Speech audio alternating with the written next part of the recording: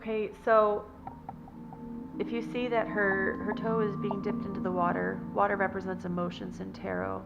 The cups, water, the watery emotions. And she has one foot on land. She's still surrounded by water. It's just a rock, if you can tell. The other toe is dipping into the water. It's setting off ripples, emotions. Every time we dip into our emotions, we set up a ripple effect, right? Everything that we feel matters. It makes a difference. And then all of these little glittery orb type fairies, very spiritual. She is spiritually guided. You have the moon here again providing illumination over her situation. So there might be some darkness around her, but this feels very peaceful. This is very peaceful. I feel very much when I look at this card like Spirit is reminding us to find that inner peace. Even in the darkness, there is light. There's light. It's like that Harry Potter quote, right? Even in darkness, what is that? When the light remembers to turn on the light. I'm going to have to look that up later. Whatever that quote is, though. Even in the hardest of times, whatever it is. Y'all know what I'm talking about if you're a Harry Potter fan. I have never read the books or seen the movies. I just know the quotes. Anyways, so remembering to find that inner light, that inner joy, connecting to spirit, connecting to your higher self, your guides, asking for that connection, that guidance, and knowing that they're there, they are all around her, they're providing that guidance, and staying in your emotions, in your heart space. The green is heart chakra. Staying in your heart space, staying very self-loving, self-nurturing is going to be very important during this time. There's this big stigma around being self-loving, right? We call it selfish. We like to say selfish, and then that automatically, I don't want to be selfish, right? That's what everybody feels. It's so the opposite of true.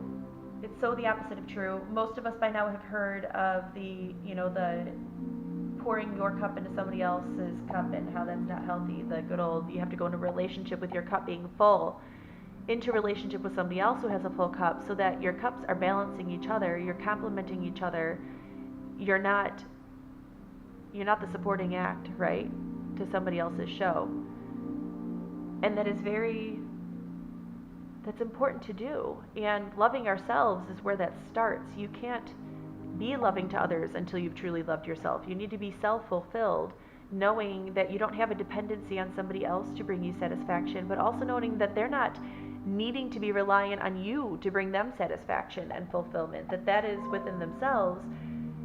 You purely complement each other, right? And we got a little ding ding over there from Spirit. You complement each other, you balance each other, you see each other for the whole picture, for everything that you are, and accepting all of that, every emotion that comes with that, every passion that you have, every shift that you go through.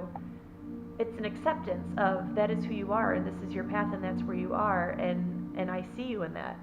That is what Namaste is, right? I see you. I am you. You are me. We have our own purposes that are all interconnected, right? Everybody's purpose, everybody's journey is connected in the end. And it is when we accept that, when we really realize that we accept it, we learn it, and we embody and encompass that entire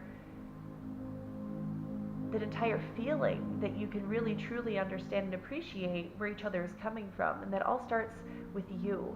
You need to understand who you are, what you feel, what you are passionate about, what your joy is, to be able to understand that for others who are also on that journey. I hope that makes sense.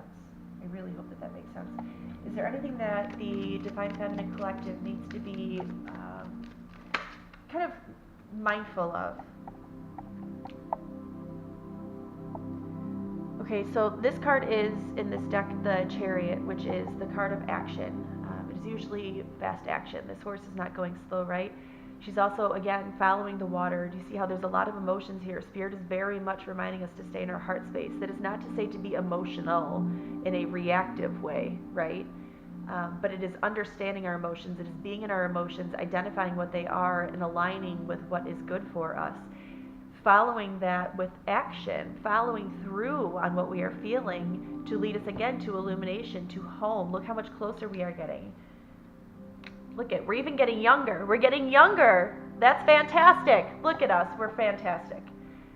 So following in these emotions, really staying in it, and she kind of looks like she has no F's given, right? She's on a mission. She's on a mission here. She sees where she's going. Nothing is getting in her way. Her horse is even like, yeah, buddy, we got this. Anything else that we need to be mindful of?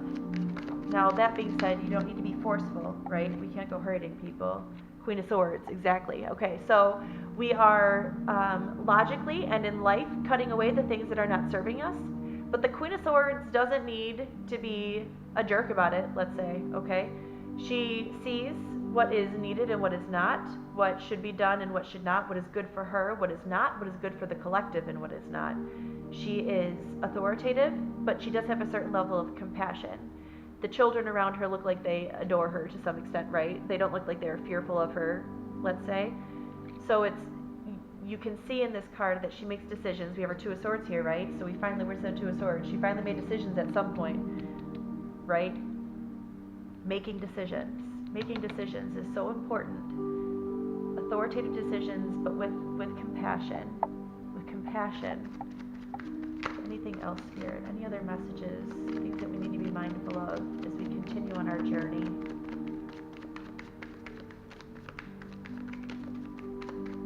other messages? This is very much speaking about learning